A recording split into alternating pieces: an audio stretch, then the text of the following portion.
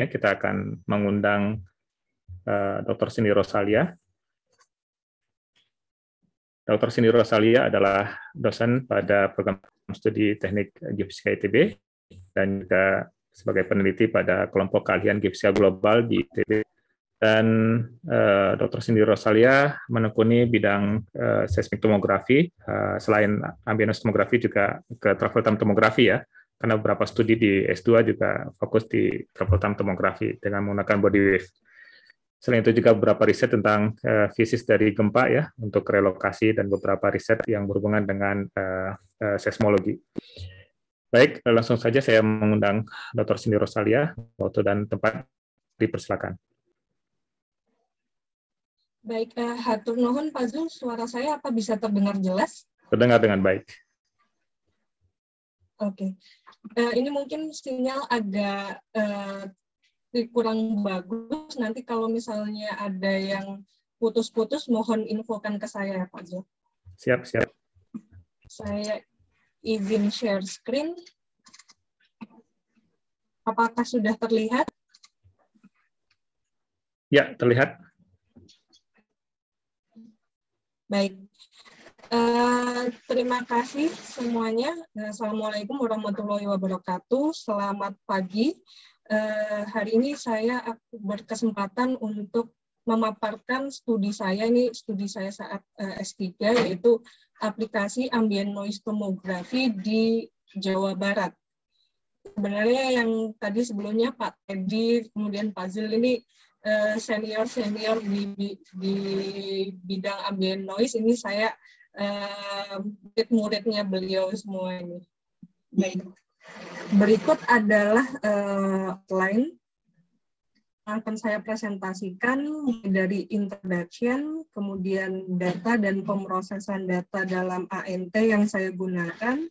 Kemudian saya akan juga menjelaskan tentang transdimensional inversion, mendapatkan group velocity, kemudian shear wave velocity, conclusion, dan juga mungkin ini yang sedang dilakukan bersama dengan mahasiswa, yaitu log wave ambient noise tomography di Jawa Barat. Jadi latar belakangnya mungkin di sini seperti yang kita tahu, Jawa Barat ini memiliki tingkat seismisitas yang cukup tinggi. Kemudian wilayah Jawa Barat sendiri, dia populasinya cukup dense. Kita punya Jakarta di sini, Bandung, kota-kota yang cukup populasinya cukup besar. Ada Cirebon juga, dan sebagian besar kota-kota berlokasi di sedimen basin. Nah, di sini kami mencoba untuk lebih jauh ingin mengetahui sebenarnya bagaimana struktur di crustal shallow structure di bawah Jawa Barat untuk nanti ke depannya mungkin akan bisa membantu di sini. Nah, di sini kita coba untuk lebih jauh mengetahui shallow crustal structure, kita coba menggunakan subsurface imaging, yaitu tomografi. Nah, untuk studi tomografi sendiri sebenarnya di wilayah ini sudah pernah dilakukan. Yang sebelah kiri ini adalah studi body wave tomografi, tapi dengan menggunakan data yang global dari Pak Ilip. Kemudian saya juga mencoba untuk melakukan body wave tomografi dengan menggunakan data regional, jadi agar mendapatkan resolusi yang lebih tinggi dibandingkan studi sebelumnya, saya coba menggunakan data regional. Tapi di sini kita bisa lihat bahwa di bagian Jawa Baratnya, di pulaunya, apalagi yang di bagian utara, itu kita tidak bisa mendapatkan resolusi yang baik. Karena di sini adanya keterbatasan dari sumber gempa yang digunakan untuk body wave tomografi dan juga distribusi stasiunnya. Jadi kalau kita berbicara tomografi, raypack yang di bagian utara ini tidak baik sehingga tidak bisa terresolusi. Nah, di sini akhirnya kami mencoba untuk mengestimasi shallow crustal VS structure itu menggunakan ambient noise tomography. Jadi harapannya kita bisa mendapatkan molek kecepatan di bawah Jawa Barat dengan resolusi yang lebih tinggi dibandingkan studi sebelumnya, dan juga resolusi yang lebih tinggi untuk struktur yang lebih dangkal. Jadi motivasinya itu untuk mengerjakan studi ini. Mungkin yang tadi sudah dibahas oleh Pak Teddy Yudhistira ya. Saya tidak akan terlalu banyak menjelaskan di sini, tapi mungkin yang menarik adalah yang perbandingan di bawah ini antara body wave tomography dan ambient noise tomography. Jadi kalau menggunakan body wave tomography, kita harus menunggu source-nya, dan kita tidak bisa mengontrol source itu atau gempa itu nanti munculnya di mana. Sedangkan kalau dengan menggunakan ambient noise tomography, kita bisa mencoba untuk men-set network atau stasiun kita itu seperti apa agar kita mendapatkan hasil subsurface yang kita inginkan di suatu daerah tertentu. Di contoh perbandingannya seperti ini adalah gempanya, ini adalah raihan. Sedangkan ini daerah yang ingin kita ketahui resolusinya, kita bisa melihat mungkin ada daerah yang pipetnya di sini kurang baik, sehingga nanti resolusinya tentu akan tidak terlalu baik di daerah tersebut. Kalau menggunakan ambient noise tomography, kita bisa set seperti ini, sehingga kita bisa menghasilkan resolusi yang baik di dalam wilayah yang ingin kita ketahui strukturnya. Mungkin ini adalah akuisisi data yang saya lakukan di Jawa Barat. Ini adalah akuisisi data yang saya lakukan di Jawa Barat. Yang segitiga terbalik ini adalah stasiunnya. Ini saya overlay dengan geological fisiografi dari Van Bemmelen. Jadi di bagian utara Jawa Barat itu ada Northwest Java Basin. Kemudian di selatannya ini adalah Bogor Zone. Kemudian kita juga menemui yang warna kuning ini adalah Bandung Zone, Central Depression Zone dari Jawa, dan yang terakhir yang di bagian bawah ini adalah Southern Mountain. Otak yang saya gunakan, total stasiun ada 85 stasiun, jarak antar stasiun ini cukup bervariasi dari 20 km hingga meter.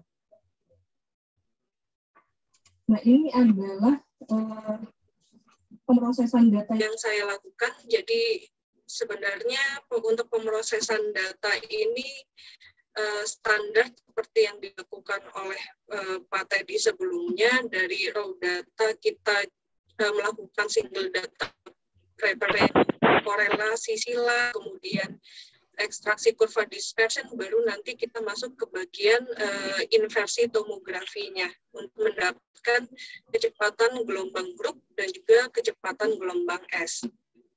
Nah, ini adalah contoh hasil korelasi silang dari dua pasang stasiun, yang ini WJB 07 dan WJB 20, sedangkan yang sebelah kanan ini adalah stasiun yang lain.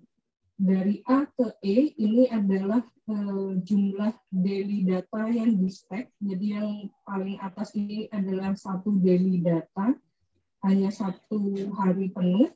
Kemudian yang di B ini ada stacking 5 hari data, sampai ke bawah ini adalah 55 stacking daily data. Jadi kalau kita lihat di sini proses stacking cukup berpengaruh terhadap hasil dari korelasi silangnya. Kita lihat di sini semakin clear untuk hasil stackingnya. Ini mungkin adalah tambahan yang biasanya tidak dilakukan oleh orang. Di sini saya coba menambahkan tambahan workflow kalau untuk pengerjaan ambient noise tomography, yaitu assessing time-nya. Jadi karena kita menggunakan proses korelasi, otomatis timing itu akan berpengaruh sangat cukup penting. Jadi kalau timing itu ada yang salah atau bergeser dari suatu data akan mempengaruhi hasil korelasi silangnya. Jadi ini yang sebelah kiri contohnya dari Hebel et al. 2018. Dia melihat daily cross correlation seperti ini. Dari Maret sampai 2013 sampai Juni 2015 dia menemukan ada yang bergeser seperti ini. Nah, yang sepertinya akan mempengaruhi hasil korelasi sehingga harus dikoreksi, dikembalikan ke posisi time yang sebenarnya. Ini yang coba saya lihat untuk data jawaban. Ini adalah untuk pasangan WJA01 dan WJA02. Kita lihat kemenerusan yang seperti ini dari D215 di sini, sehingga kita bisa coba konklusikan kalau data yang kita gunakan ini baik untuk time-nya. Setelah itu kita coba lihat ini adalah hasil korelasi silang dari satu dari satu stasiun ini ke stasiun yang lain. Kita menemukan korelasi green function yang cukup jelas di sini. Ini yang kemudian coba ekstrak kurva dispersinya. Jadi seperti yang dijelaskan oleh Pak Teddy sebelumnya, masih menggunakan frekuensi time analysis. Ini adalah dari seluruh kurva dispersi yang sudah terseleksi. Jadi kami juga melakukan QC untuk mendapatkan kurva dispersi, selected kurva dispersi ini. Nah, dari 974 pasang cross correlation, kita hanya mendapatkan sekitar 449 yang clear, yang kemudian ini akan jadi untuk tomografinya. Nah, di sini untuk tomografi mendapatkan group velocity maps, kami menggunakan dua metode. Yang pertama itu yang iterative method optimization based, dan yang kedua kita coba untuk menggunakan ensemble model. Nah, yang pertama ini menggunakan subspace inversion, program dari Nick Rawlinson, fast marching surface tomography, dan yang berikutnya adalah saya juga mencoba menggunakan transdimensional Bayesian inversion atau TransD. Nah, perbedaan adalah di bagian ini. Jadi kalau menggunakan iteratif method ada beberapa kelemahan mungkin ya. Yang pertama adalah kita menggunakan parameterisasi grid size itu fix. Jadi ketika kita punya raypad yang tidak terlalu rapat di situ, maka akan cukup berpengaruh terhadap besar grid size ini. Kemudian yang berikutnya adalah harus menentukan besarnya damping dan smoothing, ini regularization procedure. Kemudian kita juga memerlukan initial model dan juga jumlah iterasi yang juga akan mempengaruhi hasil akhir dari inversi kita. Kalau untuk yang menggunakan ensemble model, ini parameterisasinya adaptif, jadi grid size-nya itu adaptif, tidak fix, seperti yang di sebelah kanan ini. Jadi dia coba melihat gambaran besarnya dulu, kemudian dia baru bagi yang kecil-kecil seperti ini. Dan di sini tidak ada damping dan smoothing, dia base-nya adalah Bayesian theorem, jadi dia menghitung banyak model, kemudian kita hitung, kita mendapatkan informasi dari model-model yang sudah dikalkulasi sebelumnya. Ini adalah contohnya untuk checkerboard test perbandingan dari hasil FMST dan transdimensional. Yang menarik adalah bagian ketika kita menggunakan grid size yang 15 kali 15 km ini, grid size yang cukup kecil, hasil dari fast marching surface tomography atau FMST ini dia mempunyai sesuatu yang semiring seperti ini. Sedangkan kalau menggunakan Trans-D, dia masih cukup ada blok yang kembali ke bentuk awalnya. Nah, untuk contoh dari penggunaan perbandingan antara FMST dan juga saya contohkan untuk yang periode 3 second. Di sini saya coba memainkan initial modelnya. Jadi yang pertama adalah initial model di FMST ini saya coba buat di 2,25, yang sebelah kanannya ini 1,75. Yang menarik di sini adalah di bagian yang raypadnya kurang bagus, yang di bagian ujung ini, dia akan kembalinya ke model awal yang ini. Jadi penentuan untuk initial model akan menjadi sangat penting untuk mendapatkan hasil dari group velocity matching ini. Sedangkan kalau menggunakan trans di ini saya menggunakan minimumnya, dia based on dari data, kita tidak memasukkan inisial yang seperti ini. Artinya yang di bagian yang kurang dari rated coverage-nya ini, dia akan based on dari datanya. Ini juga dilihat dari histogram yang di sebelah kanan ini. Kita lihat bahwa residualnya untuk menggunakan transdimensional yang sebelah kiri, dia residualnya lebih kecil, secara umum lebih kecil dibandingkan dengan menggunakan FMST. Nah, ini saya juga coba kalau misalnya Trans-D ini menjadi referensinya untuk yang FMST, ternyata dia juga menghasilkan residual yang baik di sini. Nah, akhirnya saya untuk nanti depth inversion, saya coba menggunakan yang Trans-D ini, hasil dari transdimensional ini untuk mendapatkan shear wave profile-nya. Ini adalah contohnya, jadi sama seperti yang Pak Teddy lakukan tadi, kita coba grid di seluruh Jawa Barat, kemudian kita lakukan inversi di setiap titiknya dan melakukan interpolasi untuk mendapatkan 3D velocity-nya. Ini adalah contoh dari 1D profile-nya, kemudian ini adalah velocity match-nya. Dari kedalaman 0,5 km sampai 11 km di sini. Yang menarik di sini adalah kami menjumpai adanya kontras northeast southwest antara low dan juga high velocity pada kedalaman sampai sekitar 5 km. Di sini saya tidak tunjukkan, tapi di sini ada pola yang menarik adalah yang ini.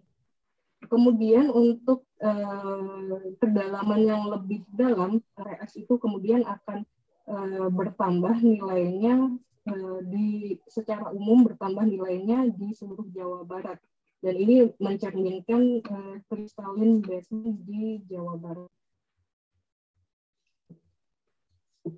Saya coba bandingkan hasil BFS yang di bawah ini dengan anomali CBA, dan dia ada kesesuaian yang depth 2 km ya. Ada kesesuaian antara complete bogey anomali CBA dan juga dengan shear wave velocity bagian bawah ini. Dan pola yang cukup menarik juga adalah yang di bagian bawah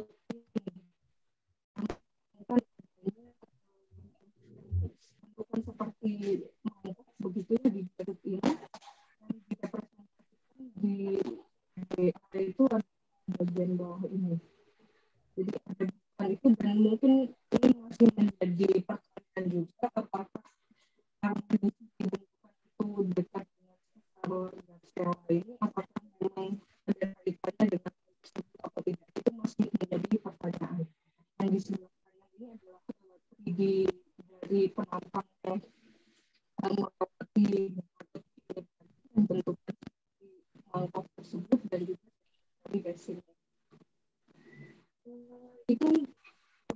mungkin kesimpulannya kita sudah berhasil mengaplikasikan ANT untuk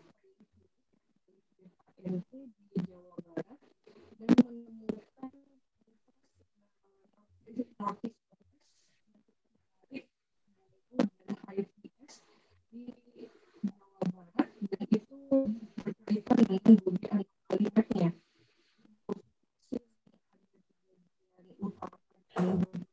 Itu dia berasosiasi dengan suatu bensin yang dikasih oleh dosen deposit, dan mungkin krusial seperti dalam sistem sedimen untuk kedalaman yang dia akan berkaitan dengan crystal destiny. Mungkin sedikit dari research yang kami lakukan, kita coba aplikasikan demografi ini sudah dilakukan bersama dengan mahasiswa juga. Semoga nanti hasilnya bisa kami share juga. Processing velocity di transdimensional bisa dibaca di berikut, dan untuk yang shear wave inversion ini sudah ada preprintnya, walaupun masih ada di round kedua review, sudah bisa dibaca di internet juga. Mungkin itu saja puzzle dari saya. Punten kalau cukup panjang ini. Baik, terima kasih banyak Bu Cindy. Bapak Ibu tadi mohon maaf ada sedikit gangguan teknis, jadi ada beberapa kali mungkin suara dari Cindy itu sedikit kresek-kresek. Kalau kata Pak David ini merepresentasikan ambient noise gitu ya, sehingga perlu di stack dan perlu di cross korelasi mungkin Pak David ya. Karena ada gangguan, ada ping, ada noise yang muncul. Ya, secara umum memang apa yang tadi disampaikan oleh Bu Cindy mencoba untuk memahami struktur yang ada di Jawa Barat dan beberapa fitur yang menarik dari hasil ambient noise tomografi di Jawa Barat. Ada terlihat beberapa cekungan di situ ya. Tentunya untuk ini secara regional ya. Di saat kita ingin mendapatkan informasi yang lebih detail, kita perlu studi yang lebih lokal ya untuk mendapatkan hal yang lebih rinci ya dari setiap objek yang ingin dilihat. Nah, tadi ada beberapa hal yang menarik bahwa untuk dikembangkan ke depan ada beberapa peluang yang tadi disampaikan oleh Bu Cindy bahwa kalau seandainya kita coba lihat dari komponen yang lain, misalkan dari komponen transversal sehingga kita akan mendapatkan low wave, maka kita akan bisa meneruskan sampai ke anisotropi ya. Kita akan bisa menceritakan beberapa fitur-fitur low velocity yang ada di wilayah Jawa Barat ya. Mungkin nanti berasosiasi dengan sedimen atau berasosiasi dengan gunung api. Baik, Bapak Ibu, saya ingin mengundang Bapak Ibu, barangkali ada hal yang ingin ditanyakan atau ingin dikomentari dari apa yang tadi disampaikan oleh Bu Cindy. Ini ada pertanyaan dari Pak Andi S. Dapatkah S-Wave velocity map diinversikan ke dalam density atau porosity atau saturasi fluida dalam skala regional? Jadi apakah S-Wave itu bisa diinversikan ke dalam density, porosity, atau saturasi fluida map dalam skala regional? Baik, terima kasih Pak Andi atas pertanyaannya, pertanyaan yang bagus. Untuk VS sendiri, ini hasil inversi, ini sebenarnya kita juga menginversikan ada VP dan juga density ya di sini.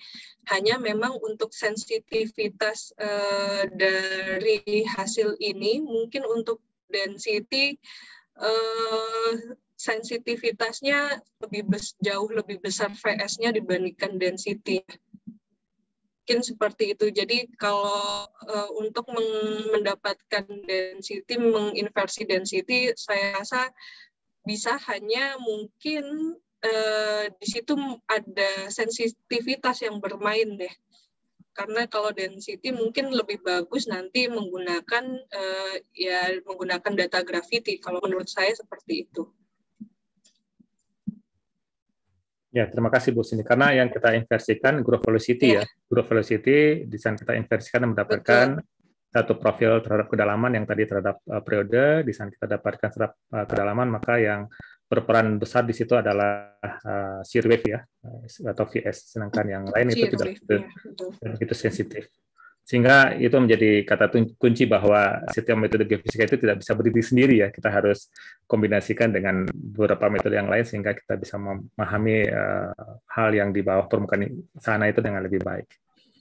Baik, ini ada pertanyaan berikutnya dari Kadek. Namun sebelum ke Kadek, ini sudah ada yang resen ya. Saya ingin mengundang Pak Dodi. Silakan Pak Dodi.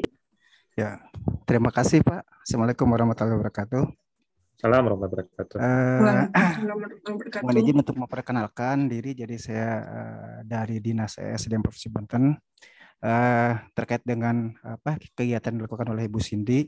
Jadi kami sendiri sebetulnya sudah ada data yang dilakukan oleh dulu dilakukan oleh konsultan kami ya sejak 10 tahun terakhir lah.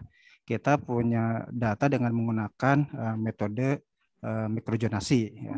Nah, itu sudah hampir lengkap di Provinsi Banten. Jadi di bagian barat dari Jawa Barat yang tadi Ibu Cindy tampilkan ya. Nah, barangkali mungkin bisa juga di kolaborasi, mungkin ada mahasiswa atau apa yang dikirim ke sana untuk melihat perbandingan antara apa? Karena saya sendiri awam ya, saya nggak begitu hafal, nggak begitu tahu mikrozonasi seperti apa, lalu yang metode ini seperti apa gitu ya. Tapi yang satu itu kan sama-sama dari seismik Pak ya. Nah itu barangkali bisa dilihat apakah konsisten atau tidak dengan data-data yaitu yang sudah kami lakukan. Terima kasih Pak. Baik, terima kasih Pak Dodi dari SDM Provinsi Banten. Terima kasih sudah bergabung dan juga terima kasih untuk pertanyaannya Pak. Barangkali dari Bu Cindy ada hal yang ingin dikomentari atau ditanggapi Bu Cindy?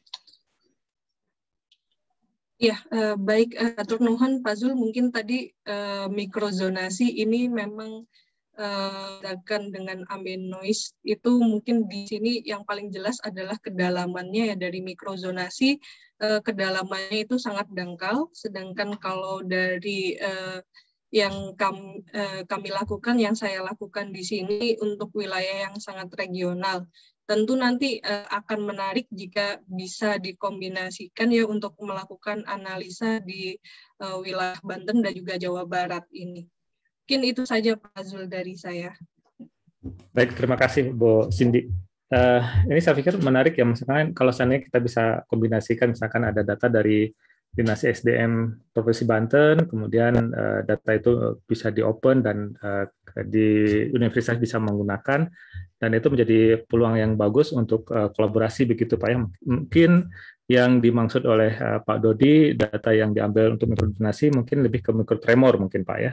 Dan sehingga mungkin nanti bisa kita kombinasikan dari hasil ANT yang dilakukan oleh Bu Cindy di wilayah Jawa Barat, kemudian dengan studi yang lebih lokal lagi di wilayah Banten dengan menggunakan data mikrotremor, dengan apakah dengan metode AVSR atau MASW atau SPARC begitu ya, sehingga kita bisa mendapatkan sebuah profil yang lebih dekat dengan permukaan yang nanti berhubungan dengan pengembangan wilayah gitu ya, untuk pembangunan di wilayah tersebut gitu, atau tata ruang. Atau dalam hal ini barangkali Pak tadi ada hal yang ingin dikomentari Pak tadi terkait dengan mikrozonasi yang tadi disampaikan oleh Pak Dodi. Oh, saya rasa yang disampaikan Bu Cindy sudah lengkap. Jadi kelihatannya yang dimaksud dengan sama Pak Dodi tadi itu adalah terkait dengan data menggunakan HPSR ya, kelihatannya seperti itu. Ya, karena mikrotremor ya. Betul. Mikrotremor seperti itu. Jadi betul bisa dikombinasikan Pak Jul, Bu Cindy. Jadi dengan data mikrotremor HPSR kita bisa melihat struktur yang lebih dangkalnya. Ini ada skala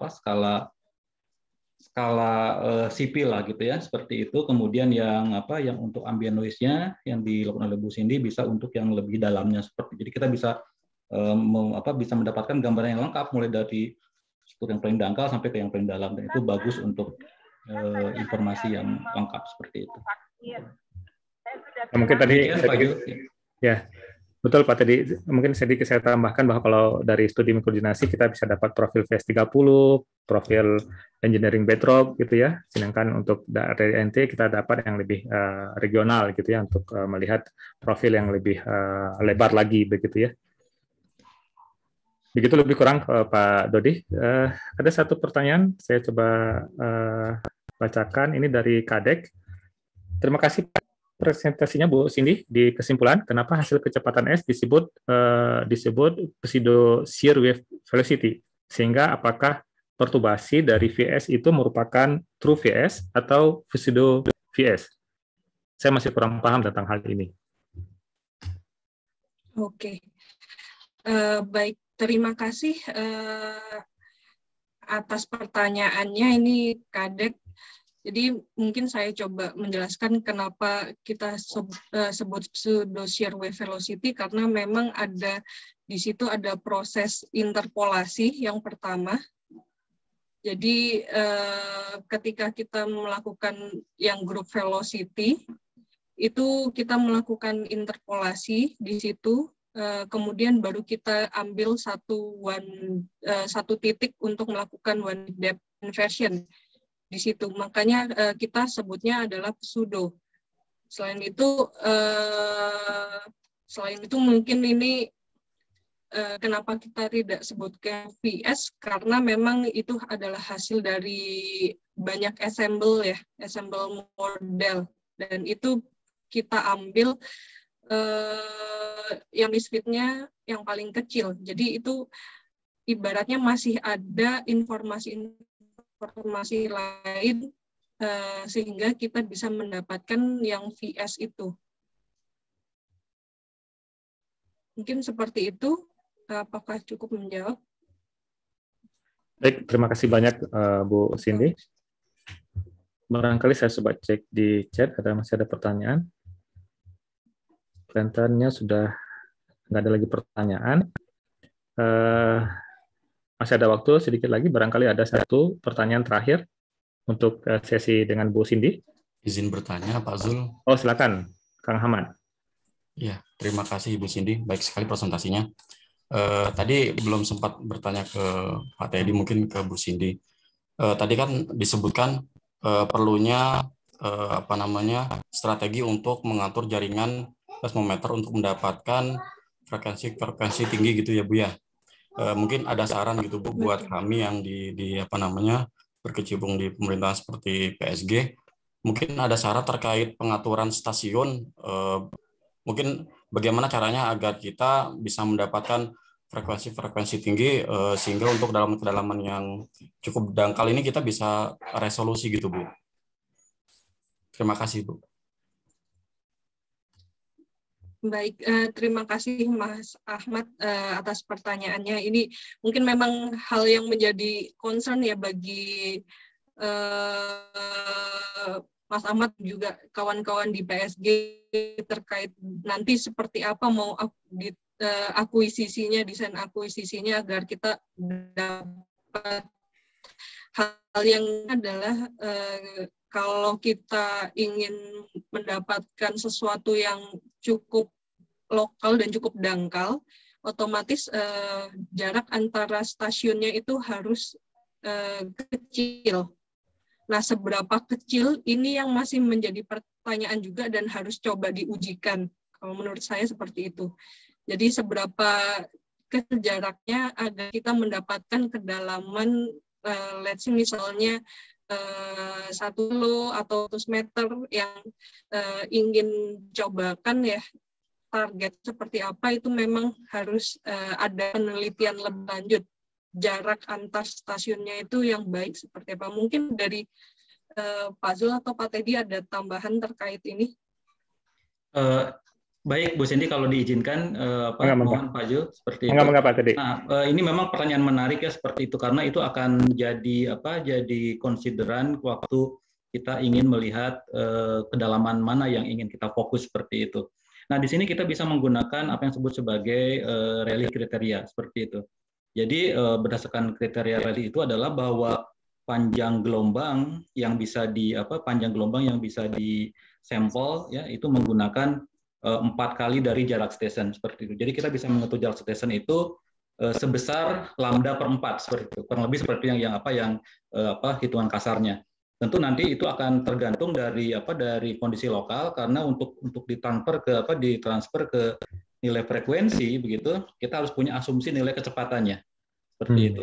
Ya, jadi kita tentukan dulu panjang gelombang yang ingin kita tentukan, yang kita ingin peroleh seperti itu, kemudian kita sesuaikan jarak rata-rata lah di jaringan itu, di mana dia bisa mengcover lambda per 4 dari yang kita inginkan. Seperti itu Bu Cindy, mudah-mudahan sedikit membantu. Terima kasih.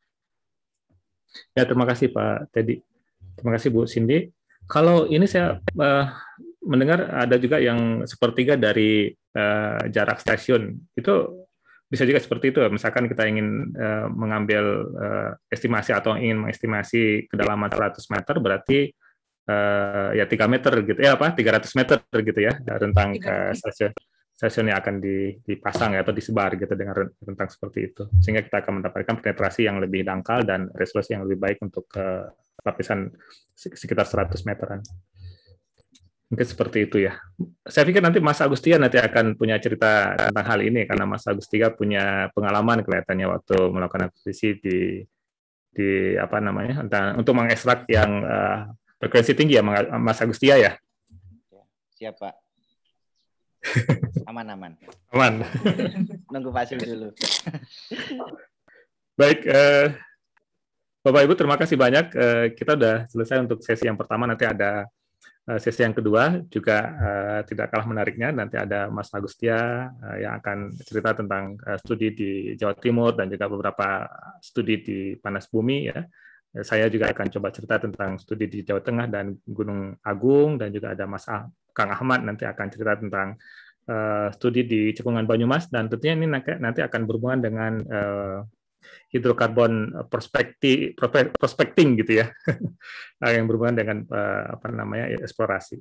Baik, saya pikir kita akan coba break sekitar 5 menit, nanti akan dilanjutkan oleh Pak David yang akan yang menjadi moderator untuk sesi yang kedua. Terima kasih banyak dan mohon maaf apabila ada yang kurang dari saat saya menjadi moderator. Terima kasih. Assalamualaikum warahmatullahi wabarakatuh. Waalaikumsalam. Waalaikumsalam warahmatullahi wabarakatuh.